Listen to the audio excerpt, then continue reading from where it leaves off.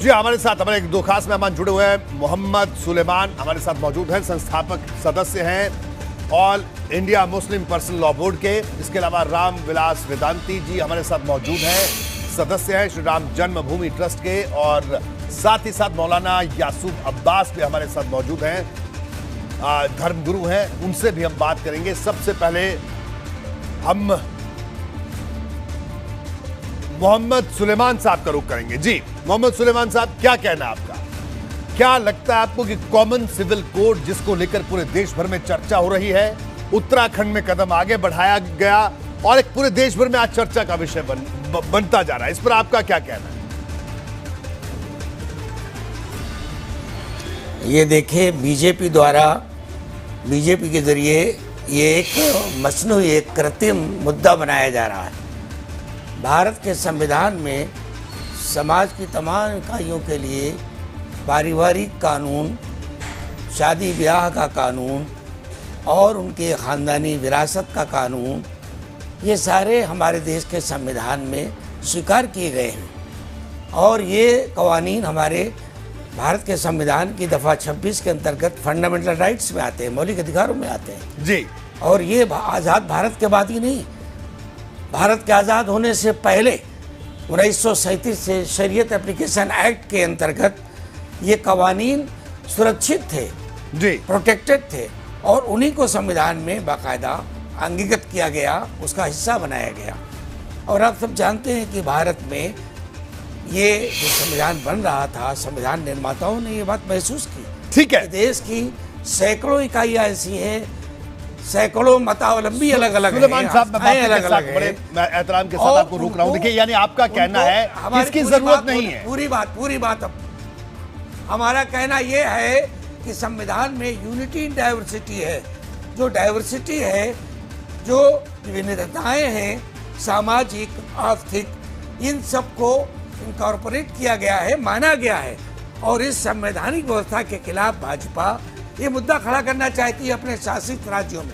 ठीक है, और ये भाजपा आज की कल की जनसंघ, ये 70 साल से इस मुद्दे को, जो मुद्दा असल है नहीं, रोजगार, शिक्षा, स्वास्थ्य। ठीक है सुलेमान साहब, अब मैं आपको रोकूंगा। हमारे साथ राम विलास जी भी जुड़े हुए हैं, उनसे भी हम बात करेंगे। हमारे साथ वेदांती जी भी हमारे साथ जुड़े हैं, राम विलास वेदांती जी।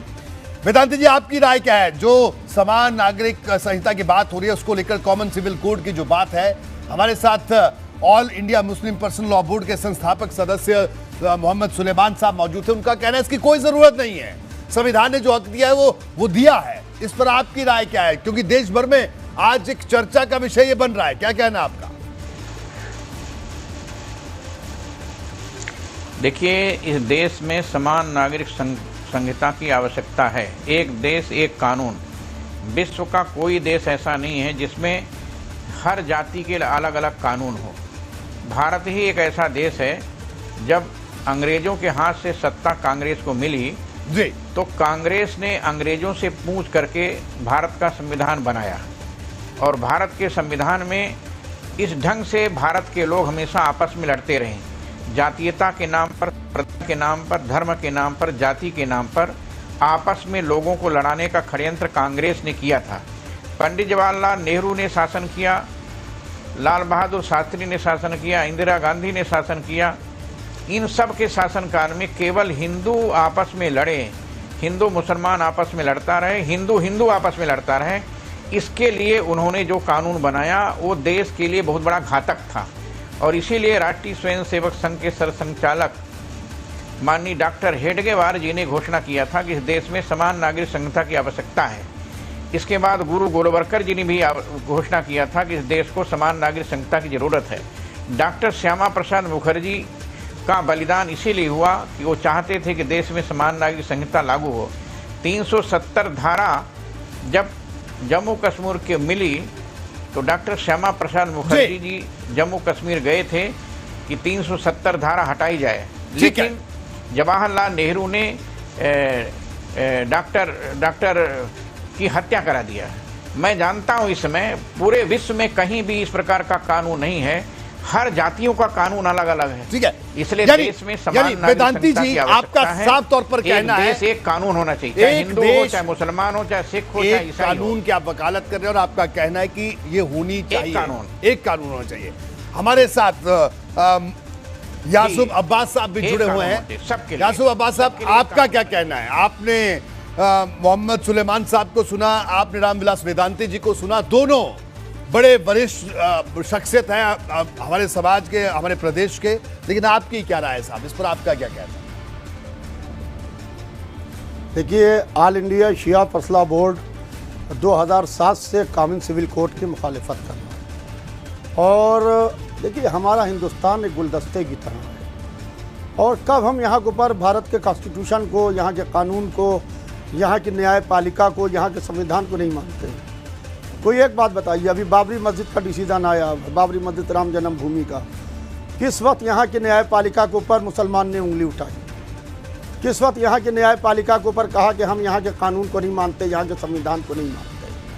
हमारा हिंदुस्तान की खूबसूरती इसमें है कि यहाँ मुख्तलिफ मसालिक के, मुख्तलिफ मज़ाहिब के लोग रहते हैं।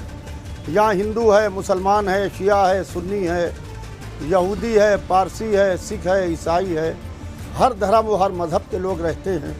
और उसके बाद भी यहाँ के ऊपर वो बड़े अच्छे तरीके से हिंदुस्तान में रहते हैं। मैं अभी सुबह एक चैनल को इंटरव्यू दे रहा था, मैं ये बात कह रहा था कि मैं जिस वक्त हज पे गया था, मैं मक्के में था, मदीने में था, तो जैसे ही मेरा हज तमाम हुआ, फ़्लाइट मेरी थोड़ी कई रोज़ के बाद थी, मगर मैंने पहले फ़्लाइट अपनी करा के मैं जल्द से जल्द हिंदुस्तान आया, क्योंकि यहाँ के ऊपर मुख्तलिफ मज़ाहिब के लोग हैं। हमारा मुल्क हमें अच्छा लगता है। मैं दुनिया के किसी भी कोने में होता हूँ, कोशिश करता हूँ अपना प्रोग्राम ख़त्म हो तो सबसे पहले हिंदुस्तान पहुँचूँ, क्योंकि जहाँ के ऊपर एक मसलक, एक मज़हब के लोग रहते हैं, वहाँ के ऊपर जैसे दम घुटने लगता है। और हमारे यहाँ के ऊपर हर मज़हब को आज़ादी है। यहाँ के ऊपर मंदिर में भजन हो रहा है, मस्जिद में अल्लाह अकबर हो रहा है, गुरुद्वारे में गुरु गोविंद जी को पुकारा जा रहा है।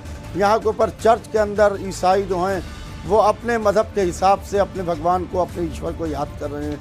तो सवाल ये है कि ईसा मसीह के हवाले से वो तवस्सुल कर रहे हैं। तो इस बात का मसला ये है कि इस वक्त शिक्षा की बात होना चाहिए, इस वक्त बेरोज़गारी की बात होना चाहिए, इस वक्त इस बात की चर्चा होना चाहिए है कि भुखमरी की चर्चा होना चाहिए है। इस वक्त हम अपने मुल्क को किस तरीके से आगे बढ़ाएं। मोदी जी सबके विकास की बात कर रहे हैं, तो इस वक्त सबका विश्वास और सबका विकास, दोनों चीज़ों को पेश नज़र रखना चाहिए है। मेरे ख्याल से ये कतई मुनासिब वक्त नहीं है। ठीक है। और ऑल इंडिया शिया फसला बोर्ड ने बिल्कुल अपना स्टैंड वाज़ेह किया है कि ऑल इंडिया शिया फसला बोर्ड कॉमन सिविल कोड के इशू के ऊपर ऑल इंडिया मुस्लिम फसला बोर्ड के बिल्कुल साथ खड़ा है। ठीक है, तो ये यानी यासूब अब्बास साहब और जो बात मोहम्मद सुलेमान साहब कर रहे हैं, आपने बिल्कुल साफ कहा कि all India Muslim personal law board का जो स्टैंड है, आपका भी वही स्टैंड है कि इसकी कोई आवश्यकता नहीं है। लेकिन हमारे साथ रामविलास वेदांती साहब मौजूद हैं, जिनका पक्ष दूसरा है, जिनका कहना है कि होनी चाहिए, समान नागरिक संहिता होनी चाहिए, कॉमन सिविल कोड होना चाहिए। आप सब लोग हमारे साथ बने रहिए। मामला बेहद गंभीर है, मामला बेहद संवेदनशील है। आपसे ये चर्चा जारी रहेगी।